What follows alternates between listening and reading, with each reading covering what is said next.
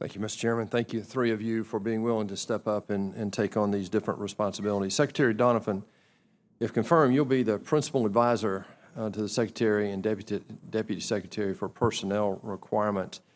And the interface between uniformed service members and our civilian workforce, as you said in your opening statement, is one of the key success factors of our joint force.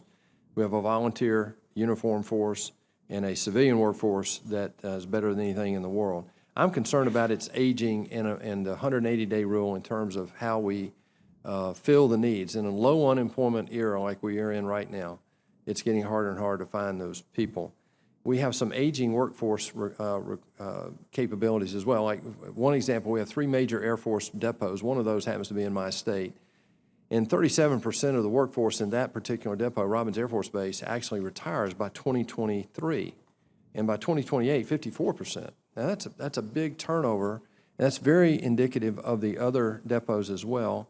Can you give me your personal impression of how we might use the 180-day rule, how we might amend it in this particular period of time when we are definitely going to be short qualified and trained workers in the civilian force?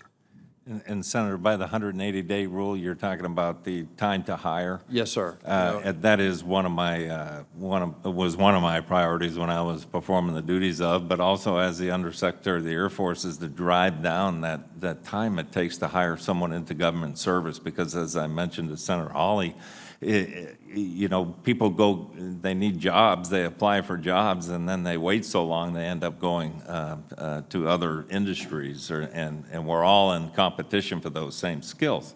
So that's one of the things that we're trying to do, is drive down, simplify that, and stay within the rules of the Office of Personnel Management, but to be able to drive that down. And we are making some progress down. You're speaking of the onboarding process? On the onboarding process, yes, sir. So it's completely frustrating, and as you mentioned, so much of our civilian workforce is entering into retirement age, and they're going to need to be replaced with you know, fresh, young.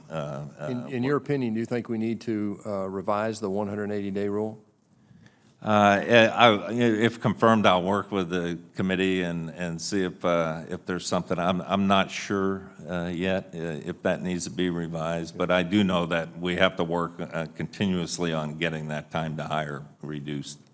Mr. Gillis, we've had two questions already on housing, but we had a hearing here where the Secretary of the Army explained to us that because of the continuing resolution that was employed in October of last year, first quarter of this fiscal year, it held up 4,400 housing units on various bases across the country. As a volunteer soldier, what's your opinion about how we should look at the housing needs of a volunteer force?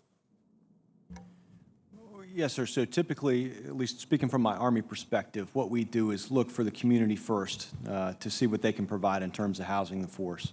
And then what we provide is the balance. So community first, military second, but from a prioritization standpoint within the military, whether it's new construction or sustainment, at least in the Army, housing is one of the things that we prioritize, because that is something that we owe to the soldiers and families of the Army. And I think that is something that, if not already in place, should apply across the department. Mr. Marchetto, one of the questions that I have is the current NDS, the shipbuilding requirement and that sort of thing. As General Mattis said, the current NDS is a refocus on China, but it's a maritime effort.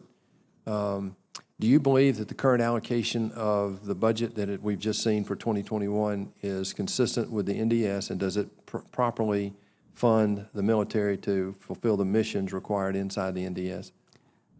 Senator, I would go back to what Secretary Esper had said, and I think what we put in our assessment, that this budget is a good balance, but ultimately to implement the NDS effectively, we need another 3 to 5% real growth to do that effectively. But is that 3 to 5%? I'm sorry, 3 to 5% each year for the planning period, or is that just for this 1 year? To be clear, it's not my area. I just need to go back and review that in detail, Senator, and get back to you. That'd be great. Okay. Thank you, Mr. Chairman.